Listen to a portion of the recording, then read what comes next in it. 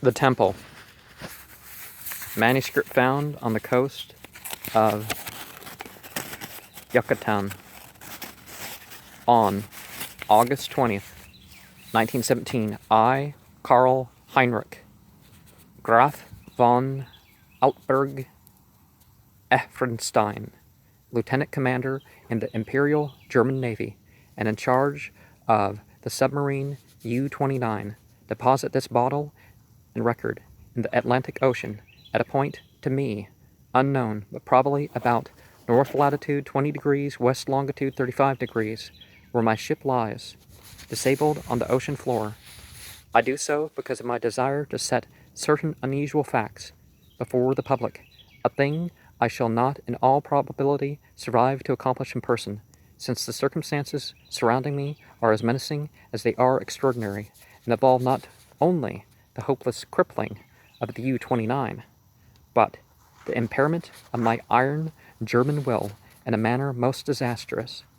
On the afternoon of June 18th, as reported by wireless, the U-61, bound for Kiel, re-torpedoed the British freighter Victory, New York to Liverpool, in north latitude 45 degrees 16 minutes, west longitude 28 degrees 34 minutes, preventing the crew to leave in boats in order to obtain a good cinema view for the Admiralty records. The ship sank quite picturesquely, bow first, the stern rising high out of the water, whilst the hull shot down perpendicularly to the bottom of the sea. Our camera missed nothing, and I regret that so fine a reel of film should never reach Berlin. After that, we sank to the lifeboats with our guns and submerged. When we rose to the surface about a sunset, a seaman's body was found on the deck, hands gripping the railing in curious fashion. The poor fellow was young, rather dark, and very handsome. Probably an Italian or Greek, and undoubtedly of the Victory's crew. He had evidently sought refuge on the very ship which had been forced to destroy his own. One more victim of the unjust war of aggression which the English pig-dogs are waging upon the fatherland. I don't know what year this was written. Our men searched him for souvenirs and found in his coat pocket a very odd bit of ivory carved to represent a youth's head, crowned with laurel. My fellow officer, Lieutenant Klenz, believed that the thing was of great age and artistic value, so took it from the men for himself. How it had ever come into the possession of a common sailor, neither he nor I could imagine. As the dead man was thrown overboard, there occurred two incidents which created much disturbance among the crew. The fellow's eyes had been closed, but in the dragging of his body to the rail they were jarred open, and many seemed to entertain a queer delusion that they gazed steadily and mockingly at Schmidt and Zimmer, who were bent over the corpse. The boatswain, Muller, an elderly man who would have known better had he not been a superstitious Alsatian swine, became so excited by this impression that he watched the body in the water, and swore after that it sank a little and drew its limbs into a swimming position, and sped away to the south under the waves. Klenz and I did not like these displays of peasant ignorance, and severely reprimanded the men, particularly Muller. The next day, a very troublesome situation was created by the indisposition of some of the crew, and they were evidently suffering from the nervous strain of our long voyage and had bad dreams. Several seemed quite dazed and stupid. After satisfying myself that they were not finding their weakness, I excused them from their duties.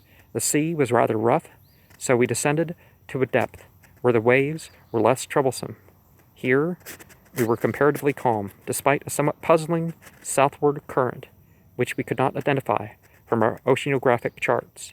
The moans of the sick men were decidedly annoying, but since they did not appear to demoralize the rest of the crew, we did not resort to extreme measures. It was our plan to remain where we were and intercept the liner Dacia, mentioned in the information from agents in New York. In the early evening we rose to the surface and found the sea less heavy. The smoke of a battleship was on the northern horizon, but our distance and ability to submerge made us safe. What worried us more was the talk of Boatswain Muller, which grew wider as the night came on.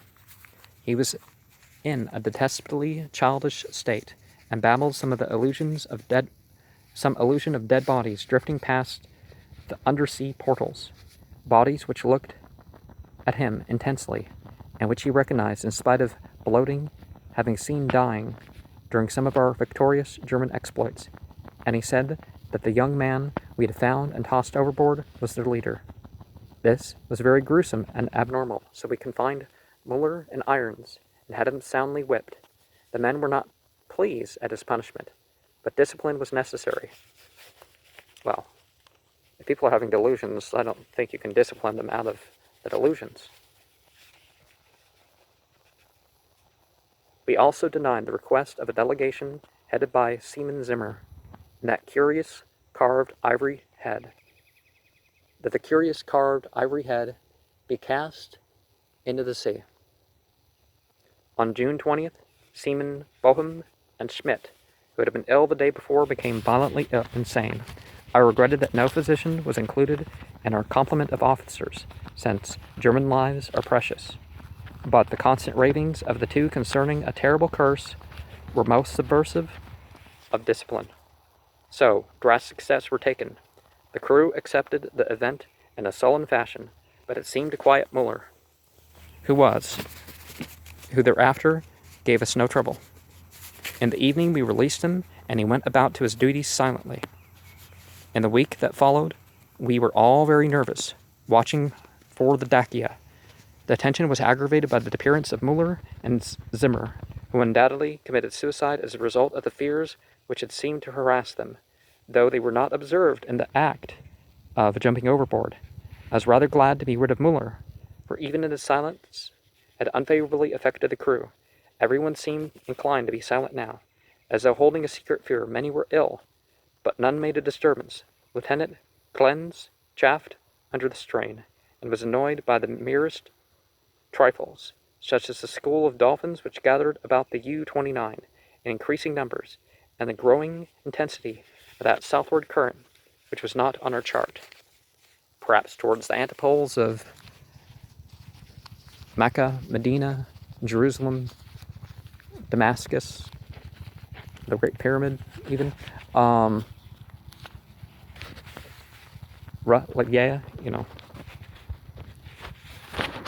Isn't that same part of the South Pacific? It at length became apparent that we'd missed the Dacia altogether. Such failures are not uncommon, and we were more pleased than disappointed, since our return to Wilhelmshaven was now in order. At noon, June 28th, we turned northeastward, and despite some rather comical entanglements with unusual masses of dolphins, were soon underway. 35 degrees west. Okay, that's not far enough. I was thinking the different thing.